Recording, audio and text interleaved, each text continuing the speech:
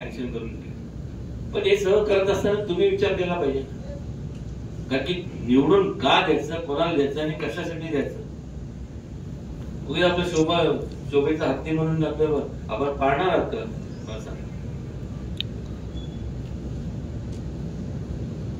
काल महेश शिंदेनी प्रेस घेतली, काय उत्तर दिलं? पवार साहेब काय बोलू शकले? फक्त आपलं कानाडोळा केला. त्या पलीकडे काय करणार आहे आता सध्याचे आता विद्यमान जे उमेदवार आहेत खासदारकीचे, शशिकांत शिंदे, काय झालं मला सांग. मी त्यांच्या जे माझे विरोधक म्हणून मी कोणाला समजत नाही, पण जे चुका केल्या त्या केल्या तर केल्याच आहेत ना. भ्रष्टाचार झाला तर झालाच आहे. कोर्टाने ऑर्डर केली आहे, हायकोर्टाने, की यांच्यावर गुन्हे दाखल करण्यात यावे. म्हणजे अटक बिटक जे काय असेल ते सगळं प्रोसेस आलीच ना.